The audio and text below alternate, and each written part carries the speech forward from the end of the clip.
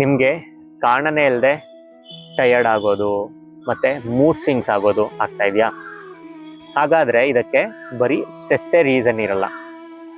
ಕೆಲವೊಂದು ಸರಿ hormonal imbalance ಕೂಡ ಆಗತ್ತೆ.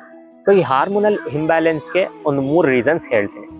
ಮೊದಲನೇದು, ತುಂಬ ಹೊತ್ತು ಮೊಬೈಲನ್ನು ಯೂಸ್ ಮಾಡೋದು, ಮತ್ತು ಲೇಟ್ ನೈಟ್ ಡಿನ್ನರ್ ಮಾಡೋದು, ಹಾಗೆ ಲೇಟ್ ನೈಟ್ ಸ್ಲೀಪ್ ಮಾಡೋದು.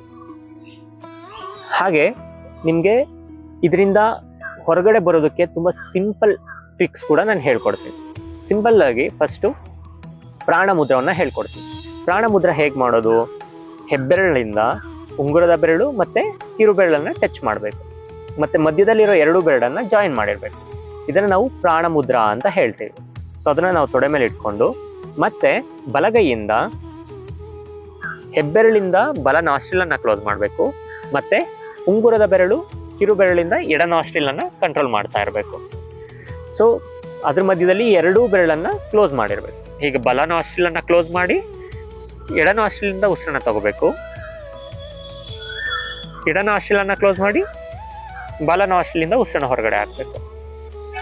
ಮತ್ತೆ ಬಲ ನಾಸ್ಟ್ರಿಲಿಂದ ಉಸಿರನ್ನ ತಗೊಂಡು ಎಡ ನಾಸ್ಟ್ರಿಲಿಂದ ಉಸಿರನ್ನ ಹೊರಗಡೆ ಬಿಡಬೇಕು. ಹೀಗೆ ದಿನಕ್ಕೆ 3 ಬಾರಿ, ಪ್ರತಿ ಬಾರಿ 5-5 ನಿಮಿಷ ಮಾಡೋದ್ರಿಂದ ಸೊ 1 ವಾರದಲ್ಲೇ ನಿಮಗೆ ಆ ಸ್ಟ್ರೆಸ್ ಕಮ್ಮಿ ಆಗೋದು, ಹಾರ್ಮೋನಲ್ ಬ್ಯಾಲೆನ್ಸಿಗೆ ಬರೋದು ಗೊತ್ತಾಗತ್ತೆ. ಸೊ ಈ ಥರ ಸಿಂಪಲ್ ಯೋಗ ಟಿಪ್ಸ್ಗಾಗಿ ನನ್ನ ಯೂಟ್ಯೂಬ್ ಚಾನಲನ್ನು ಫಾಲೋ ಮಾಡಿ. Applied yoga for human performance YouTube ಚಾನಲನ್ನು ಸಬ್ಸ್ಕ್ರೈಬ್ ಮಾಡಿ. Thank you.